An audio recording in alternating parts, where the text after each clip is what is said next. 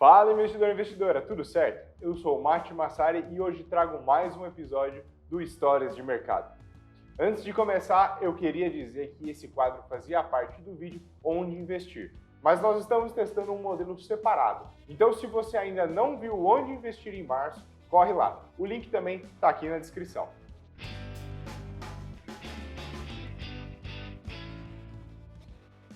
Esse mês foi o aniversário de 458 anos da Cidade Maravilhosa. Então temos uma história sensacional do maior crash do mercado financeiro brasileiro. O brasileiro investe na bolsa há séculos, verdade verdadeira. Desde o início da monarquia de 1822 já havia uma bolsa organizada por aqui. A Bolsa de Valores do Rio de Janeiro foi a bolsa de valores mais antiga do país, inaugurada em 14 de julho de 1820. 3 anos depois da Bolsa Baiana, que era chamada a Junta dos Corretores, que só começou a operar em 1851 por decreto imperial. A bolsa principal era a do Rio de Janeiro e se tratava apenas de um lugar, não existindo como personalidade jurídica. Em 1820, ela funcionou no finalzinho da rua 1º de Março, quando se encontra a Igreja de Candelária, onde hoje é a Casa França Brasil. Antes do início formal de suas operações, os negócios eram realizados em uma espécie de pregão ao ar livre. Essa atividade comercial ganhou grande impulso a partir da vinda da família real para o Brasil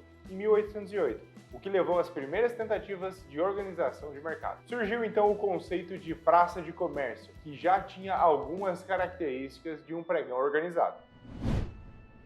O primeiro surto de criação de sociedades anônimas no Brasil se dá na década de 1850, fenômeno este personificado na figura do Barão de Mauá. Por ação dos conservadores que enxergavam as sociedades anônimas como potenciais competidoras pelos recursos até então inteiramente canalizados para a monocultura escravagista, em 22 de agosto de 1860 é promulgada a lei vulgarmente conhecida como Lei dos Entraves.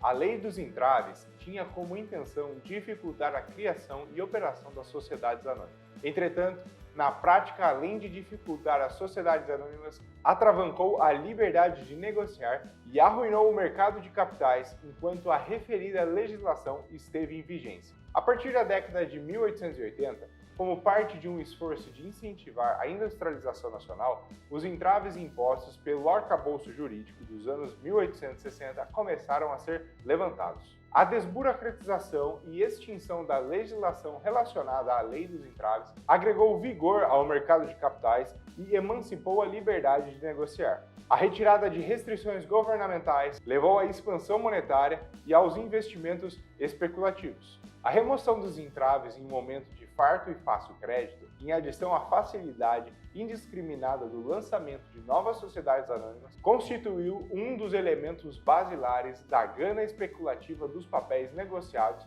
na Bolsa do Rio de Janeiro nos anos de encilhamento, que iremos falar mais à frente. A primeira usina hidrelétrica era inaugurada e as ferrovias, apesar de não construírem proprietariamente uma novidade na década dos anos 1880, desbravavam o oeste paulista e se multiplicavam por todo o Império.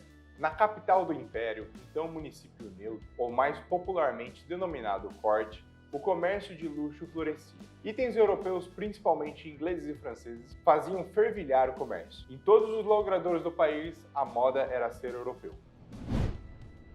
Desde o ano 1886, é esboçada uma onda especulativa na Bolsa do Rio. Tal onda é precedida na década de 1876 a 1886, de um incremento de 1000% nas movimentações da Bolsa e uma elevação de 230% do número de companhias listadas. Nos 18 anos compreendidos entre 1872 e 1890, a população da corte praticamente dobrou. Passou dos 270 mil habitantes em 1872 para 520 mil habitantes em 1890.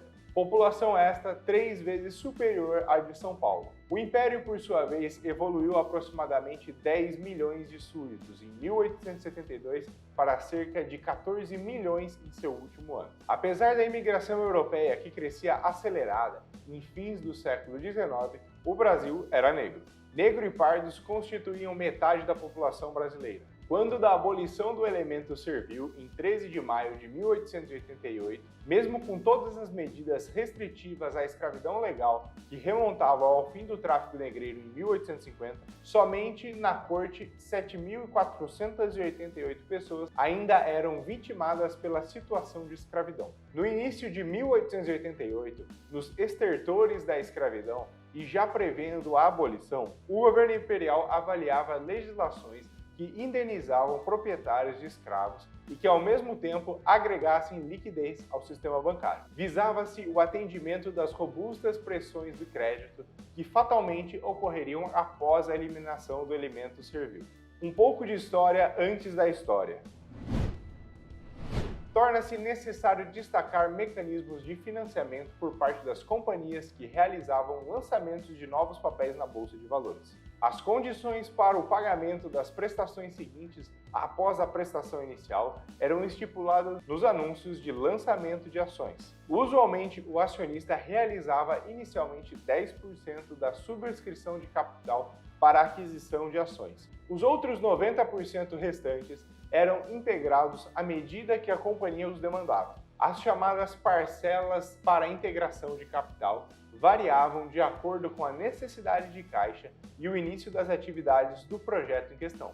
Permanecia a obrigação pela integração do capital, bem como permaneciam as penas por seu descumprimento, caso as demais parcelas não fossem pagas nas datas estipuladas e sempre observando demais especificidades contidas nos estatutos das companhias. Em novembro de 1889, o até então convicto monarquista e amigo próximo do imperador, Marechal Deodoro da Fonseca, capitaneia o golpe republicano que derruba a já decrépita instituição monárquica. O jurista Rui Barbosa assume como o primeiro-ministro da Fazenda do período republicano e assim permanece até 1891. A política de encilhamento.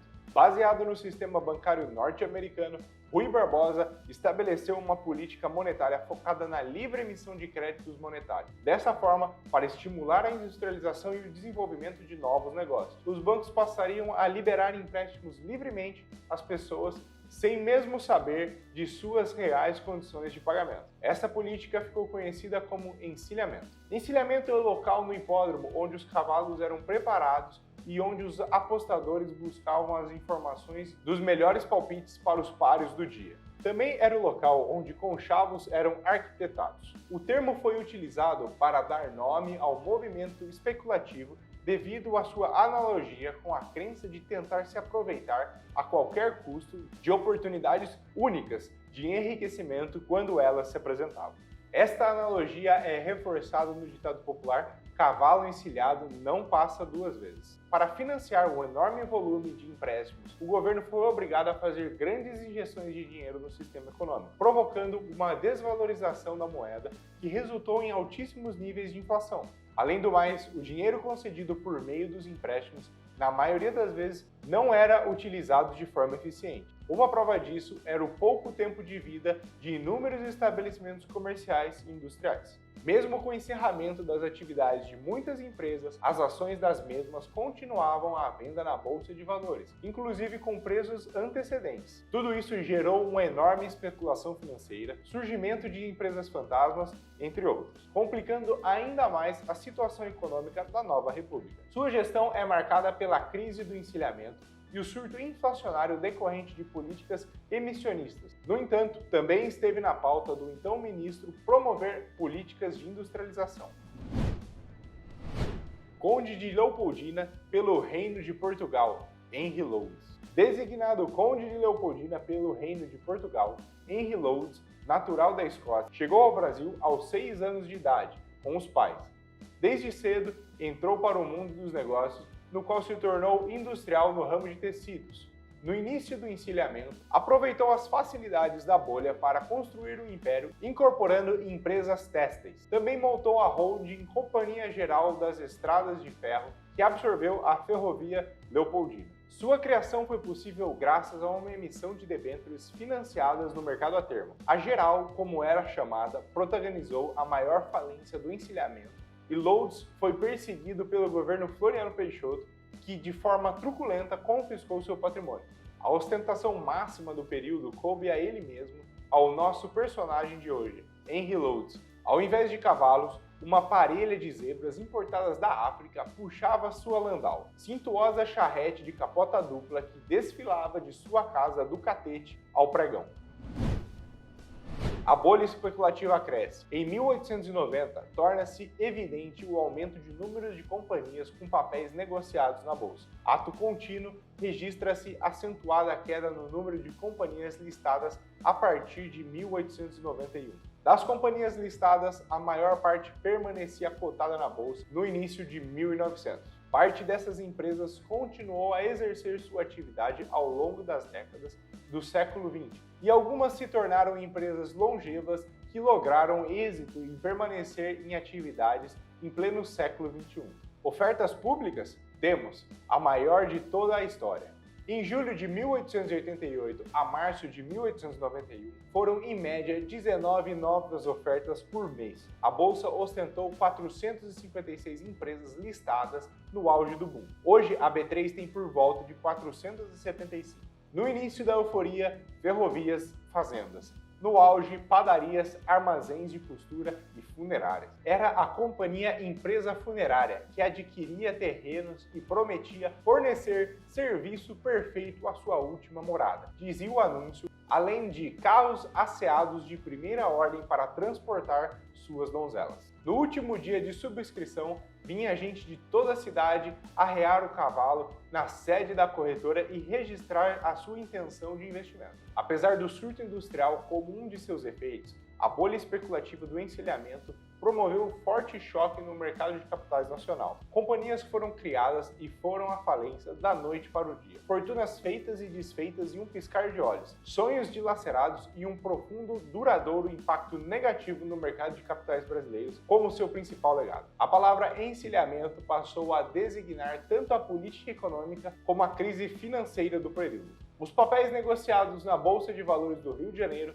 ao caírem de preço, levaram à ruína milhares de pequenos investidores e mesmo alguns fazendeiros fluminenses. Embora 3 ministros tenham sido os responsáveis pelo comando da economia no período, Visconde de Ouro Preto, Rui Barbosa e Barão de Lucena, o estigma da crise ficou associado à gestão de Rui. Sua política monetária expansionista é comumente apontada como responsável pelos escalabros financeiros do período. Logo, o encilhamento que devia preparar o Brasil para novos tempos foi uma política fracassada. Ainda assim, fortaleceu o setor primário de fazendeiros de grande porte, os quais desejavam maior atenção da economia ao seu setor. O encilhamento aconteceu há mais de 100 anos, mas várias medidas similares ainda se repetem anos depois, em outros países, inclusive como no caso da subida da Bolsa Americana pós-Covid. E é isso, se você gostou, deixe seu like, se inscreve no canal e ative o sininho para não perder nenhuma notificação. Bons negócios e até a próxima!